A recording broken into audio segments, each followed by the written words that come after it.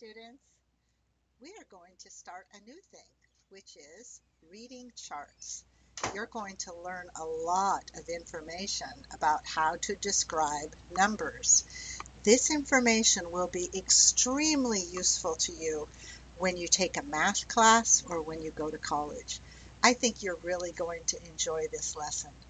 Altogether, we're probably going to look at 8 different charts for today, maybe 2 next week, and then 2 the next week. So by the time we finish, the information will have repeated several times so that you will learn it.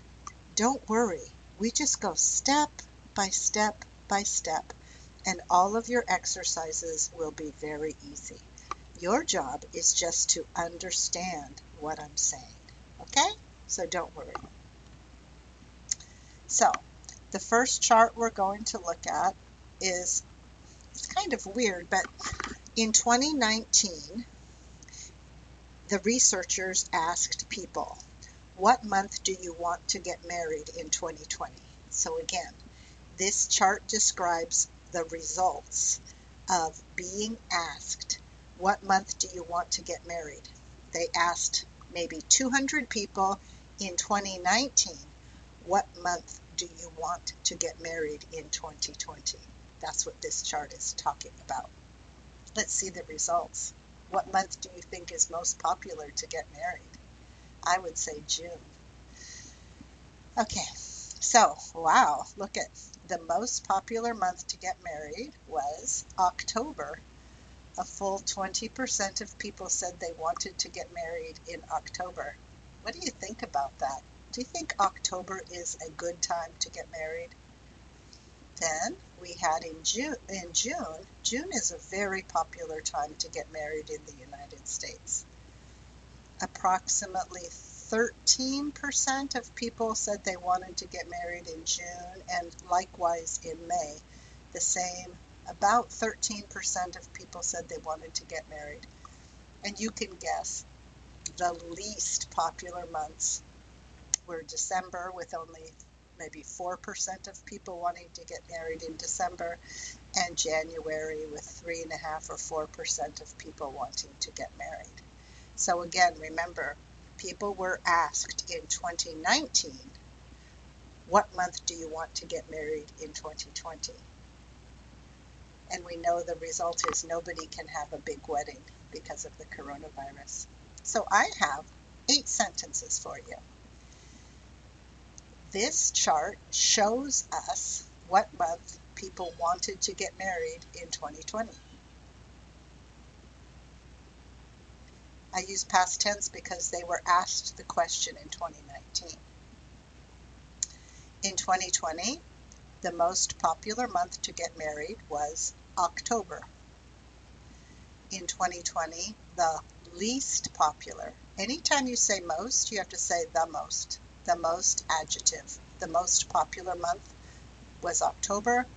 The least popular months were December and January, as we talked about. Who wants to get married in December and January?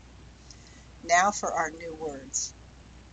Approximately 3% of people wanted to get married in January. So if I look here, here's January. It's about 3%. That means approximately. Then I have the word a mere.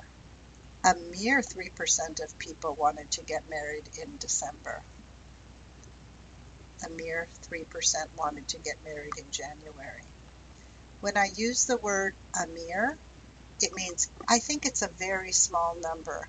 A mere means only. Only 3% of people wanted to get married in December. A mere 3% of people wanted to get married in December. So a mere means only. A full 20% of people wanted to get married in August. If I say a full, it means I think the number is very big. If I say a mere, it means I think the number is really small. A full 20% of people wanted to get married in August. Roughly. Roughly is exactly the same meaning as approximately. Both of them mean about, but when I talk about numbers, I usually don't say about 10%. I would say roughly 10% or approximately 10%. Here I said roughly 12% of people wanted to get married in May and June. Then over means more than. 10% of people wanted to get married in May. So let's look at May.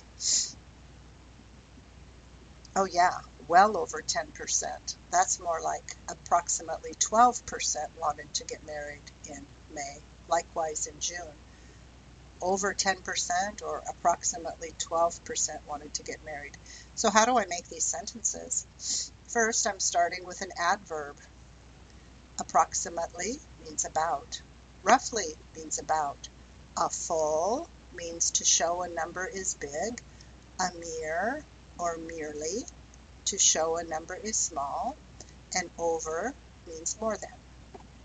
So I could say merely 5% of people will get married next week.